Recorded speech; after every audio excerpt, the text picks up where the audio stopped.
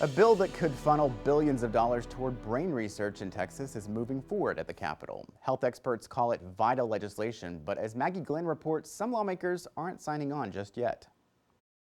Of approximately 30 million people that are in Texas, approximately 1 in 5 have a diagnosable mental health condition. Mental health advocates watched the House Bill 15 debate closely Tuesday. The clerk will ring the bell.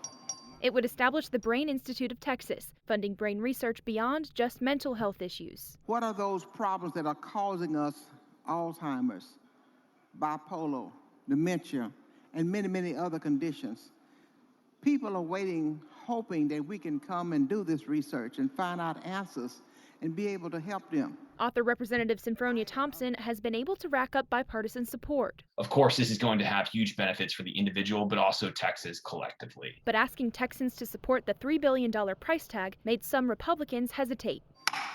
There'll be 114 no's, 29 nays. When we do make that investment, we're going to save a significantly greater amount of money downstream when people who are maybe not cycling in and out of the criminal justice system, or they're not utilizing the emergency room as much as they otherwise may. The same bill stalled during the last legislative session, but Thompson thinks the pandemic's impact on mental health will push it through this year. And I'm hoping that that is going to be something that will help motivate those who may be on the fence to support this legislation.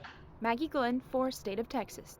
The bill now goes to the Senate. If it passes, Texas voters would have to approve the $3 billion price tag. If the voters say yes in November, the Texas Public Finance Authority would issue bonds that taxpayers would pay out over a 10-year period. That's the same funding structure used to create the Cancer Prevention and Research Institute of Texas, or CPRIT. Voters approved creating CPRIT in 2007. Then in 2019, Texas voters approved another constitutional amendment to invest more money in the institute. Backers of the bill believe voters will support spending to create the Brain Institute. We spoke with State Representative Sinfronia Thompson about what inspired her to file the legislation and the benefit she hopes it will create. What inspired me about the bill in the beginning was the uptick of suicide and depression among very young children, particularly in the age group of about 7 years old.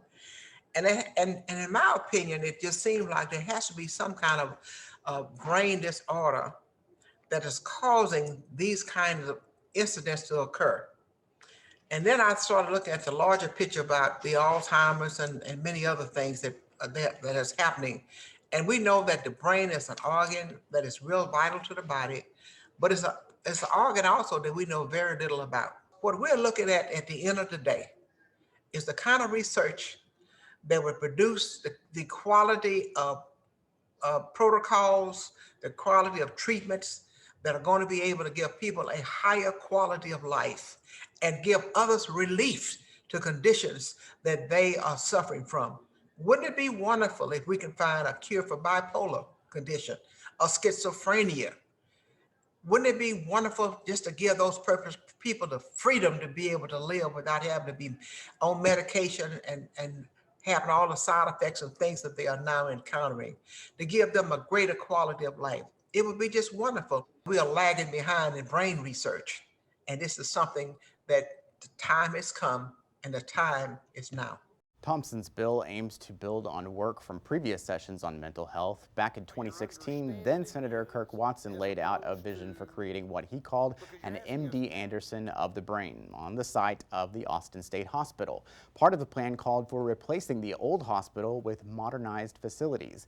In 2019, lawmakers approved funding to begin construction, and work is now underway on the new state hospital. It's expected to open in June of 2023. Thank you again for joining us for State of Texas. I'm Josh Hinkle. We'll be back next week to bring you an in-depth look at Texas politics. Have a great day.